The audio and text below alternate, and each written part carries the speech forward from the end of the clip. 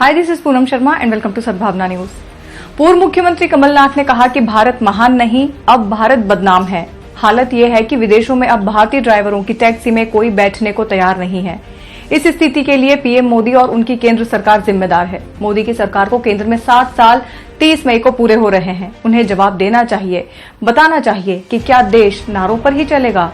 क्या हुआ रोजगार का? कहां पहुंची महंगाई? पूर्व मुख्यमंत्री कमलनाथ ने प्रेस कॉन्फ्रेंस में भाजपा और भाजपाइयों पर खुला आरोप लगाते हुए कहा कि मध्य प्रदेश में अब एक नया माफिया, कोविड माफिया खड़ा हुआ है।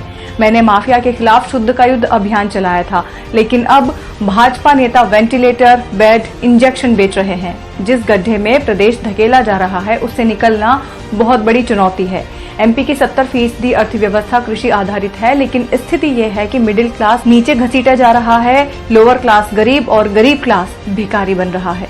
कमलनाथ ने कहा, कोरोना से जो महामारी के हालात बने हैं, उसके लिए केंद्र और राज्य सरकार जिम्मेदार है। सेकेंड वेव की जानकारी महीनों से थी, लेकिन किसी तरह की तैयारी नहीं की गई। वैक्सीन के डोज को लेकर चुनावों के कारण घोषणा तो कर दी गई, लेकिन वैक्सीन का कहीं पता नहीं है। अब कहते हैं ग्लोबल टेंडर कराएंगे। पीसीसी चीफ ने कहा कि इनसे प्रश्न पूछे तो कहते हैं कि देशद्रोही हैं। सच दिखाओ तो एफआईआर दर्ज कराते हैं। नाथ ने सवाल उठाया कि शिवराज क्यों नहीं सारे आंकड़े जनता के सामने रखते, क्यों नहीं बताते कि कितनों को टीका लगा।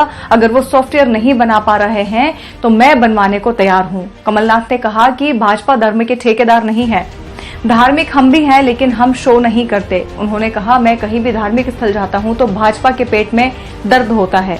पूर्व मुख्यमंत्री ने कहा कि प्रदेश में 1.5 लाख लोगों की मौत हुई है, जिनमें से 70% कोविड से मरे हैं। नाथ ने कहा कि नकली इंजेक्शनों के कारण जिनकी मौतें हुई हैं, उन सबको 5 लाख रुपए मुआवजा दिया जाना चाहिए। मैं इसके लिए एक एफिडेविट बनवा रहा हूं। सरकार उस एफिडेविट के आधार पर मृतकों के परिजनों को क्षतिपूर्ति दे।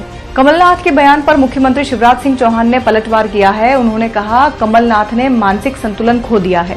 अगर नहीं खोया तो ऐसा विकृत विचार है, ऐसा कांग्रेस का अध्यक्ष भारत का नागरिक कहलाने का हकदार नहीं है।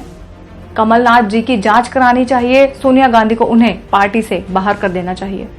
मैं तो कह रहा हूं, भारत महान नहीं, भारत बदनाम है। ये आज सब देशों ने रोक लगाई है कि भारत के लोग नहीं आ सकते। मैंने तो उस दिन कहा था उज्जैन में कि जो टैक्सी चलाते हैं अपने देश के लोग बाहर, मुझे तो किसी ने न्यूयॉर्क से फोन किया कि जो भारत के लोग कुछ टैक्सी चलाने वाले हैं, उनकी टैक्सी में कोई नहीं बैठने को तैयार।